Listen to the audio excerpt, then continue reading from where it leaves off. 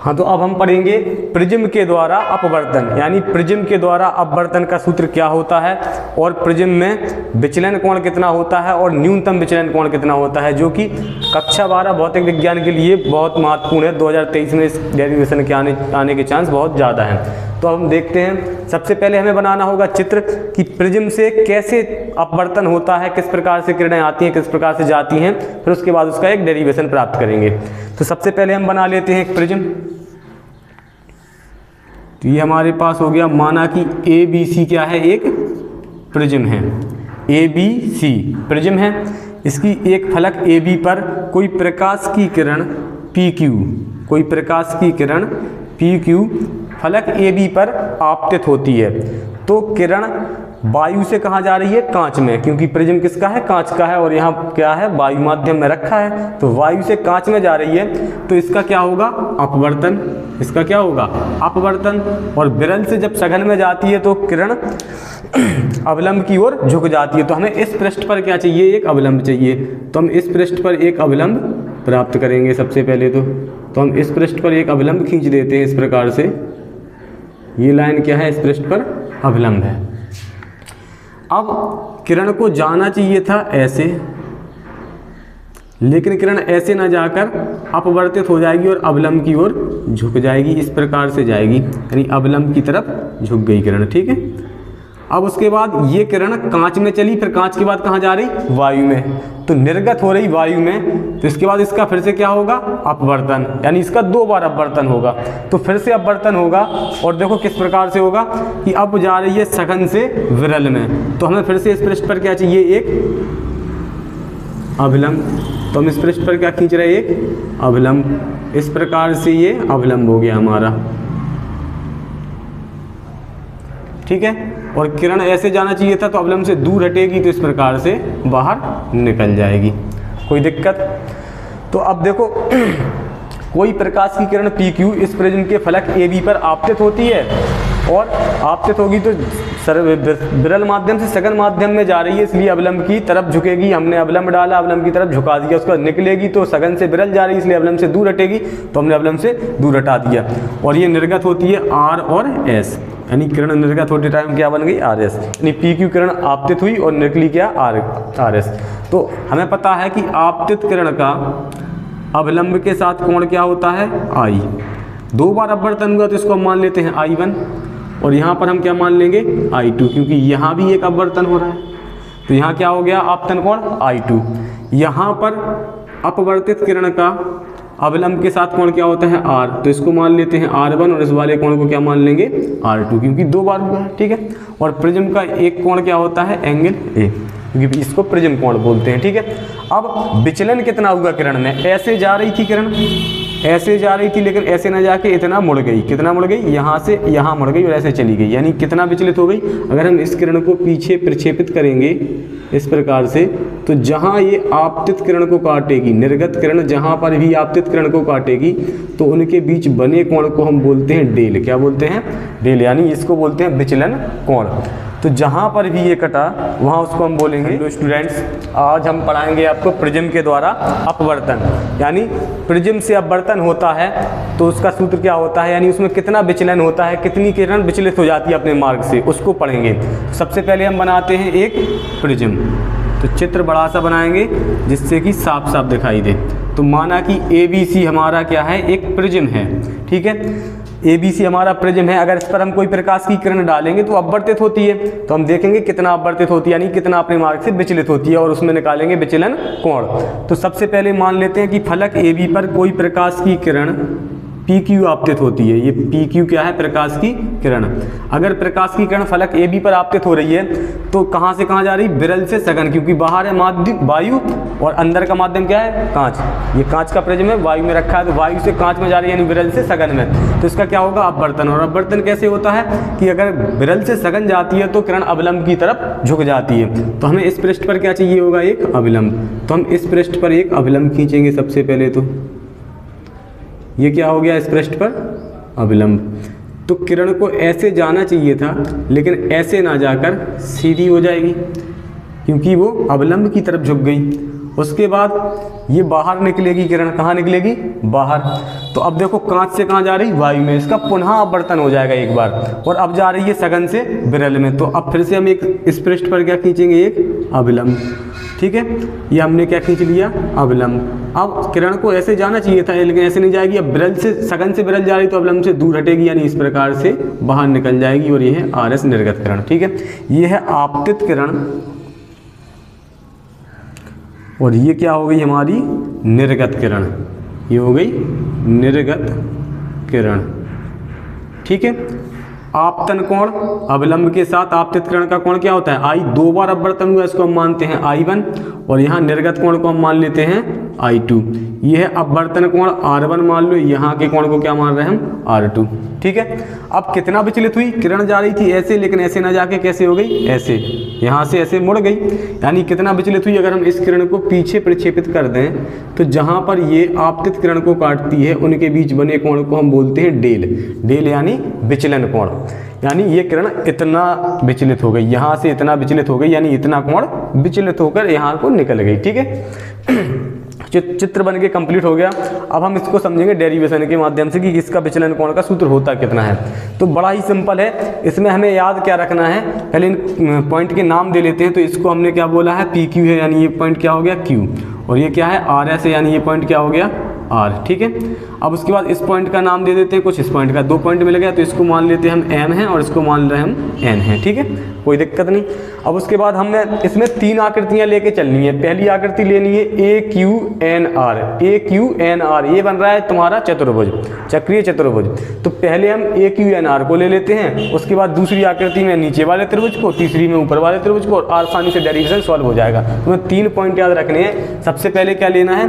चक्रीय चतुर्भुज,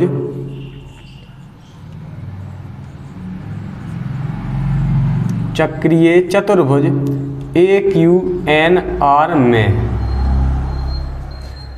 एक प्रमेय होती है कि चतुर्भुज के आमने सामने के कोणों का योग कितना होता है? 180 होता है। इसको हम बनाना चाहें तो ऐसे बना सकते हैं, ऐसे ही तो बन रहा है। ये है A, ये है Q, ये है N, और ये है R। तो आमने सामने के कोणों का योग कितना होता है? 180, यानी एंगल A को ऐसे लिख सकते हैं। कैसे लिखेंगे? देखो, एंगल QAR, यानी बीच वाला क्या होता है? एंगल होता है। अगल बगल वाले क्या होते हैं? पॉइंट होते हैं, यानी Q और R के बीच में क्या है? Angle A। इसका मान एंगल QNR,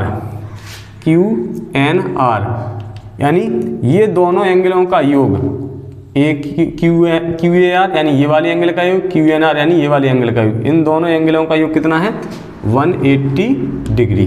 ठीक है, अब उसके बाद दूसरी आकृति हमने क्या कहा था? क्या लेंगे? देखो, क्यों ले रहे हैं? क्योंकि देखो इसका मान तो है एंगल A, इसका मान कितना है? एंगल A, क्योंकि प्रिज्म का प्रिज्म कोण कितना होता है? एंगल A होता है। तो ये वाला कोण कितना है? एंगल A है, लेकिन ये वाला कोण हमें नहीं पता है कितना है, तो इसको या तो हटा दो या इसका मान निकाल लो। तो इसको ऐसे लिख सकते हैं, angle A plus angle QNR बराबर 180 डिग्री। ठीक है, समीकरण नंबर 1। अब उसके बाद दूसरा क्या लेंगे? त्रिभुज लेंगे। हमने कहा था कौन सा त्रिभुज? नीचे वाला, जहाँ पर एंगल N मिलेगा या इसका मान मिलेगा, इसको हम हटा देंगे। तो त्रिभुज QNR में क्या लिख रहा है? QNR में। और त्रिभुज की प्रमेय क्या होती है कि त्रिभुज के तीनों कोणों का योग कितना होता है? 180। ये है पॉइंट Q, ये है पॉइंट N, और ये है पॉइंट R। तो इस कोण को कैसे लिखेंगे?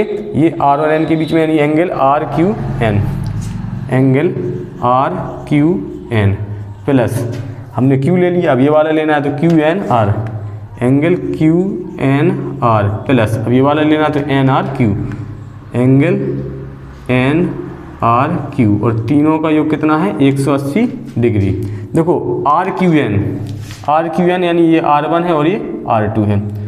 RQN कितना है? R1, तो यहाँ क्या लिखेंगे? एंगल R1 प्लस QNR का मान नहीं पता है तो angle QNR plus angle NRQ का मान कितना है? R2, तो एंगल R2 बराबर 180 डिग्री। ठीक है, इसको दे रहा है समीकरण नंबर 2। अब देखो हमें पता है कि समीकरण फर्स्ट और सेकंड है, यहाँ QNR का मान है, यहाँ भी QNR का मान है। तो अगर हम इनकी तुलना करा दें, यानी ये भी 180 डिग्री के बराबर है और ये भी कितने के बराबर है? 180 डिग्री की। या तो यहाँ से क्यू एन आर का मान उठा के यहाँ रख दो या इन दोनों की तुलना करा दो तो क्यू एन आर कैंसिल हो जाएगा और हमें एक तीसरा समीकरण प्राप्त हो जाएगा जिसमें क्यू एन आर नहीं होगा, यानी जिसका मान नहीं पता वो हट जाएगा। तो सिंपल तरीका इनकी तुलना करा देते हैं। तो समीकरण 1 व 2 की तुलना कराने पर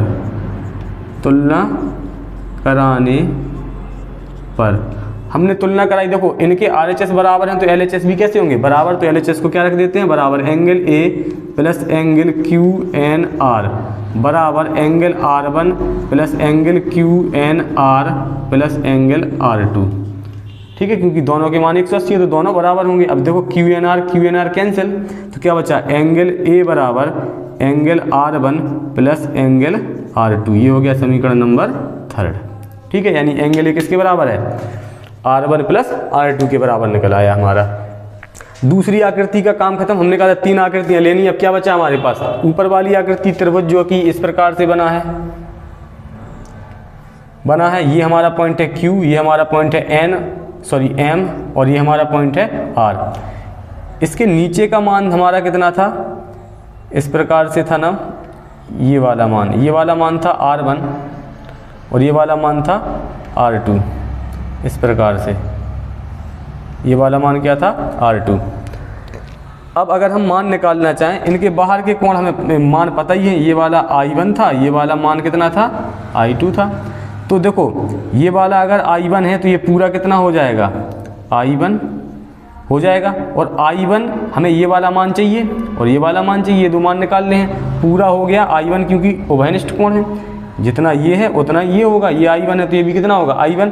अब उसके बाद नीचे का R1 है तो ऊपर का कितना बचा I1 माइनस R1 बचा। इसी प्रकार यहाँ देख लो, ये I2 है तो ये पूरा I2 हो जाएगा, R2 घटा दो यानी ये वाला कोण कितना निकलेगा I2 माइनस R2। सिंपल है, समझ में आ गया होगा। यानी ये वाला कोण निकल आया और ये वाला कोण निकल आया। अब हम त्रिभुज ले रहे हैं ये वाला, ठीक है, यानी त्रिभुज कौन सा ले रहे हैं, त्रिभुज QMR में, ठीक है। और इसमें लगाएंगे बहिष्कोण प्रमेय। कौन सी लगा रहे हैं, बहिष्कोण प्रमेय। क्यों लगा रहे हैं, क्योंकि देखो डेल यानी जो विचलन कोण है जिसका मान निकालना है वो बाहर वाला कोण है, त्रिभुज के बाहर वाला कोण ऐसे बना है। ये हमारा हो गया I1 माइनस R1 और ये हमारा कोण कितना हो गया I2 माइनस R2 और ये बाहर वाला कोण कितना है डेल। तो अंदर वाले कोण 2 हैं और ये तीसरा क्या है बाहर वाला कोण।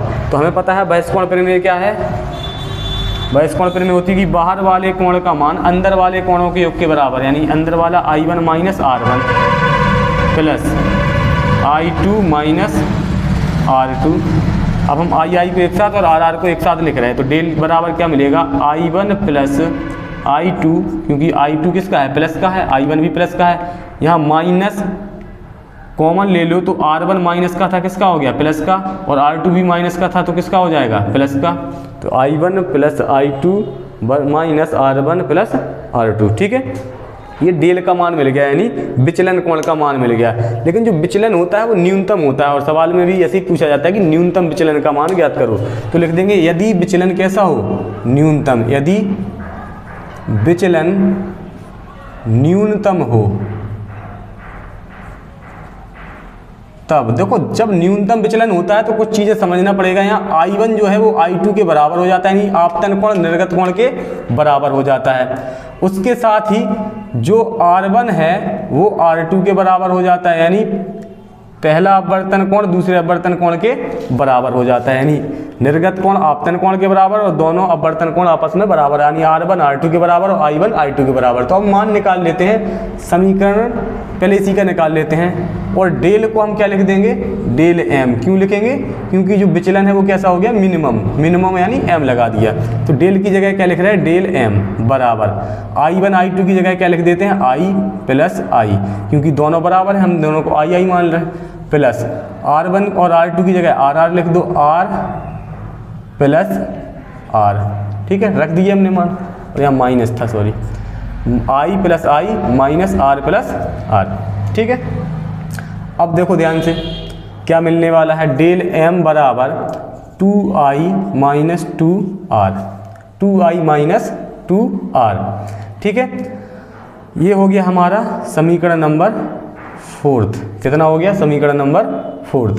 अब हम बात करते हैं समीकरण 3 से मान निकालते हैं, क्योंकि समीकरण 3 में भी रखना है अभी मान इसका। तो समीकरण 3 से, तो समीकरण 3 क्या है? एंगल ए बराबर एंगल R1 की जगह हम क्या लिख देंगे? Angle R plus angle R2 भी R हो गया, यानी ए बराबर हमें क्या मिल गया? एंगल से एंगल हटा दो तो ए बराबर 2R। ए बराबर क्या मिल गया? R और R कितने हो गए? 2R। तो यानी 2R की जगह हम क्या लिख सकते हैं? 2R की जगह हम A लिख सकते हैं, लिख सकते हैं। तो 2R की जगह अगर हम A लिख सकते हैं तो इसी को हम क्या लिख सकते हैं? 2I माइनस 2R, यानी इसको ऐसे लिख सकते हैं, या डेल M बराबर 2I minus 2I minus A। क्यों लिख सकते हैं? क्योंकि A का मान कितना है? 2R है। A का मान 2R है, ठीक है। या फिर एक काम करते हैं, इसको बाद में लिखते हैं, पहले हम समीकरण 3 से इसी का मान निकाल लेते हैं। तो हम क्या लिख रहे हैं? समीकरण 3 से, समीकरण 3 से क्या हो जाएगा? एंगल ए बराबर एंगल R1 की जगह R प्लस R2 की जगह भी क्या लिख देंगे? R। तो A बराबर कितना मिल गया? 2R। A बराबर कितना मिल गया? 2R, ठीक है।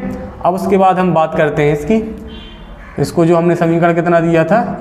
चौथा दे लेते हैं। तो समीकरण 4 से, समीकरण 4 से, तो समीकरण 4 से क्या मिलेगा? यहाँ पे इसको समझा देते हैं। तो डेरिवेशन अच्छा है, बस इसको समझते जाना है स्टेप बाय स्टेप, बहुत अच्छा है। बस इसकी ट्रिक याद रखना, तीन आकृतियाँ लेनी है और सॉल्व करते जाना है। तो अब हम क्या कर रहे हैं कि हमने यहाँ से निकाल लिया मान ए का। अब उसके बाद हम इसकी बात करते हैं समीकरण 4 की। तो डेल की जगह क्या हो जाएगा? डेल M बराबर I1 की जगह I प्लस I2 की जगह I, दोनों जोड़ दिए, माइनस R1 की जगह R प्लस R2 की जगह R, यानी 2I माइनस 2R। और इसकी जगह हम क्या लिख सकते हैं? इसकी जगह हम लिख सकते हैं A।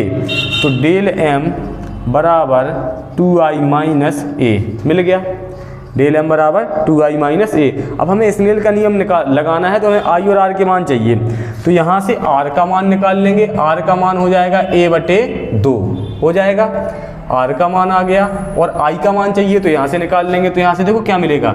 2I बराबर A प्लस डेल M, और I बराबर क्या हो जाएगा? A plus del M upon 2।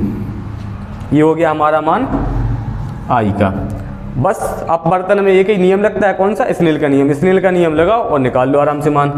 तो स्नेल के नियम से, स्नेल के, हाँ, तो अब हम लिखेंगे स्नेल के नियम से। तो स्नेल का नियम लगाया। स्नेल का नियम क्या होता है? साइन I बटे साइन R बराबर N। साइन I का मान कितना है? A प्लस डेल M बटे 2 बटे साइन R का मान कितना है? A/2 बराबर N, ठीक है। ये सूत्र होता है हमारा किसी प्रिज्म से अपवर्तन का सूत्र, किसी प्रिज्म से अपवर्तन का सूत्र। यहाँ तक। अब उसके बाद अगर पूछ लिया जाए किसी पतले प्रिज्म से अपवर्तन का सूत्र, तो पतले प्रिज्म के लिए थोड़ा सा काम और करना पड़ता है, जो कि हम आपको यहाँ समझा देते हैं। तो हम लिखेंगे किसी पतले प्रिज्म से विचलन निकालेंगे, पतले प्रिज्म से विचलन। तो पतले प्रिज्म के लिए साइन थीटा को हम लिख देते हैं थीटा, और साइन थीटा को क्या लिख देंगे? साइन थीटा बराबर थीटा। तो sine A plus del M upon 2 को क्या लिख देंगे? A plus del M upon 2 बटे A, साइन A/2 को क्या लिखेंगे? A/2, इनके बराबर में N। 2 से 2 कट गया, कट जाएगा। उसके बाद क्या बचेगा? A प्लस डेल M, और A का करा दिया क्रॉस गुणा, तो क्या मिलेगा? AN। अब A को इधर ले जा रहे हैं तो क्या मिलेगा? डेल M बराबर AN माइनस N। तो डेल M बराबर सूत्र क्या हो जाएगा? A कॉमन ले लो तो N-1। और यही होता है किसी पतले प्रिज्म से अपवर्तन का सूत्र। तो ये है पतले प्रिज्म के लिए। किसके लिए है? पतले प्रिज्म के लिए। विचलन का सूत्र, ये है किसी भी प्रिज्म से विचलन का सूत्र। यानी ये पतले प्रिज्म की जब भी बोलेंगे तो हमें ये सिद्ध करना होगा और सवाल लगाएंगे तो ये वाला सूत्र लगाना होगा। बस इतना याद रखना, पतले प्रिज्म के लिए सूत्र ये वाला लगाएंगे और अगर पतला नहीं लिखा है सवाल में तो ये वाला सूत्र लगाएंगे, या पतला नहीं बोला तो यहाँ तक डेरिवेशन सिद्ध करेंगे। तो डेरिवेशन बड़ा ही अच्छा है, बड़ा जरूर है लेकिन समझ में बढ़िया आता है, क्योंकि इसमें बस हमें थोड़ा सा ध्यान रखना है चित्र को बनाते समय इनके कोणों के मान को और कैसे बनाया जाता है कॉन्सेप्ट को। तो एक बार और समझा देते हैं कि माना कि ABC क्या है, एक प्रिज्म है जिसका प्रिज्म कोण कितना है, A है। इसके AB फलक पर PQ किरण आपतित होती है तथा अपवर्तन के पश्चात R पर पहुंचती है तथा निर्गत होती है RS। अब हमें पता है कि अवलंब के साथ आपतित किरण का कोण I1 और निर्गत किरण का कोण क्या हो जाएगा I2, क्योंकि दो बार अपवर्तन हुआ है। अपवर्तन पहला मान लिया R1 और दूसरा अपवर्तन कोण क्या मान लिया R2।